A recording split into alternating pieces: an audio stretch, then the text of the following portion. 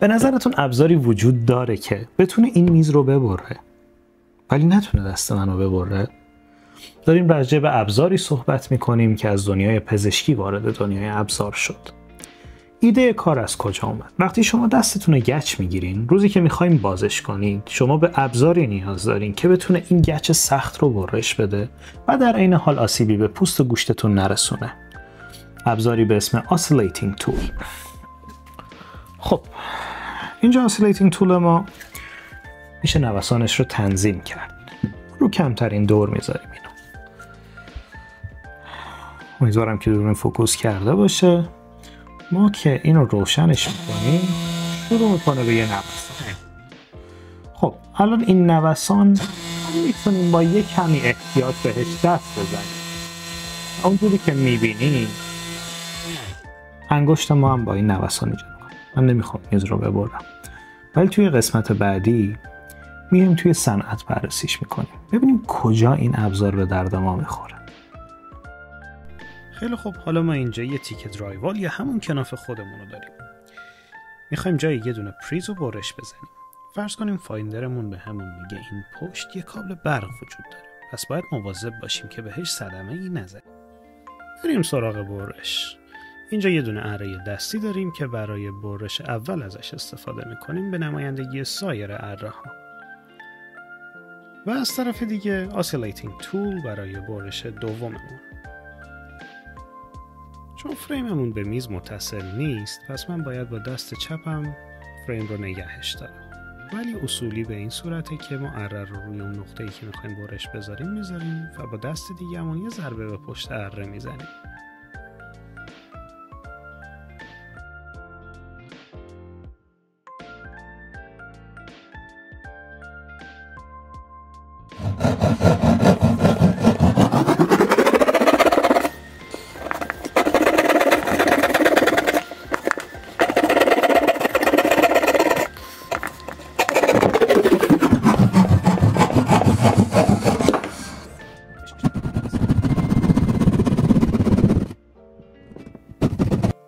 دقیقاً همون جاییه که اگه به یه کابل واقعی بزنیم میتونه منجر به آتش سوزی یا برق گرفتگی بشه.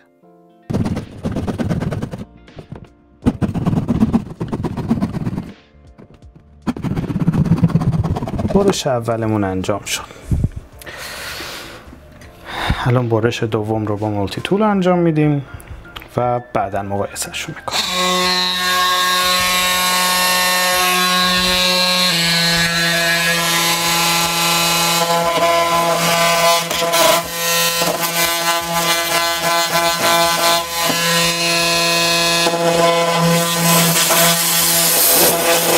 It was at this moment that he knew he fucked up. متاسفانه با اینکه خیلی کار ساده‌ایه ولی من تیغه رو سفتش نکرده بودم، ولی هیچ نگران نباشید، با یه پوزخند کار براتون جمع میکنم.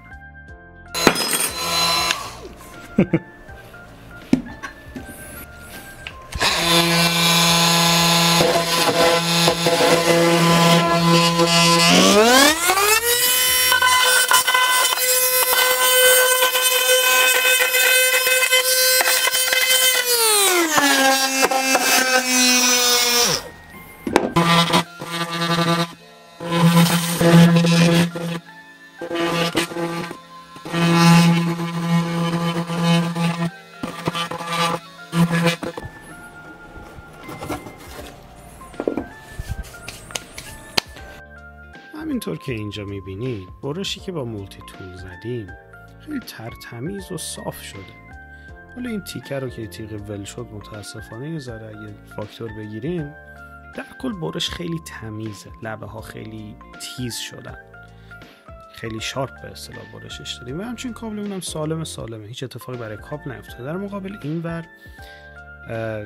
کابل کاملا زخمی شده. حالا ما کابل شارژر اینجا استفاده کردیم ولی کابلی که کابل برق باشه حسابی زخمی میشه خود، چون خیلی تحت فشارتره اینجا و تیغمون وقتی به اون کابل برسه میتونه منجر به اتفاق خیلی بد بشه. حالا از نزدیک اگه برش ها رو ببینید قشنگ متوجه میشین که برشی که با مولتی تول انجام دادیم که چقدر تمیزتر و داخل کادرتر انجام شده نسبت به برشی که با اره دستی زدیم. ولی به طور کلی چیزی که مهمتره اینه که خیلی ابزار سیف تریه. ایده ساده است ولی کاربرد طراحی به این صورته که دسته و موتور در یه راستا قرار داره. در 2 مدل کابلی و باتری خور میتونید تهیهش کنید که قطعاً با باتری خیلی انعطاف پذیرتره. تو بعضی مدل‌ها مثل این مدل میتونید میزان نوسان رو تنظیم کنید. یه استاندارد جهانی برای اتصال تیغه داره که انتخابای متعددی رو به شما میده. یعنی حتما لازم نیست که از برند مشخصی خرید کنید. پشت دستگاه یه اهرم داریم که وقتی آزادش میکنیم به پیچ جلو این اجازه رو میده که بچرخه که تیغه رو بهش متصل کنیم، که شدیداً توصیه میکنم که برای باز و بسته کردنش از ابزار استفاده کنید که اتفاقی که توی برش برای من افتاد برای شما نیفته. اینجا من 2 مدل تیغه دارم که یکیش مخصوص چوبه، اون یکی مولتی متریال. مثلا اگه بخوام چوبی رو باهاش برش بدم که توش میخ آهنی داره، همزمان میتونه دوتا رو برش بده.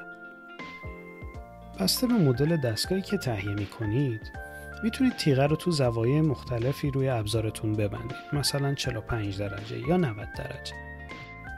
این خیلی به شما کمک میکنه که روی برشتون تسلط خیلی زیادی داشته باشید.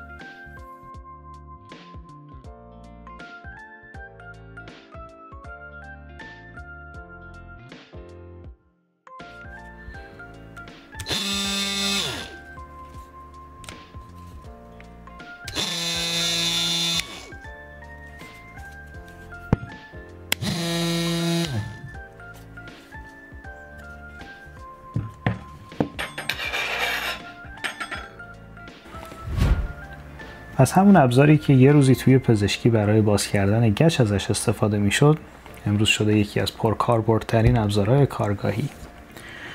طوری که اگه من فقط یه دونه انتخاب برای برش داشته باشم توی کیف ابزارم، قطعاً اسیلیتینگ تول رو برمی‌دارم. خب اگه بازم دوست دارین که ابزارهای این چینی رو بررسی کنیم، ویدیوهای بعدی رو از دست ندین، زنگوله رو بزنین و سابسکرایب کنین و توی کامنت برام بنویسین شما چه تجربه‌ای از اسیلیتینگ تول دارین.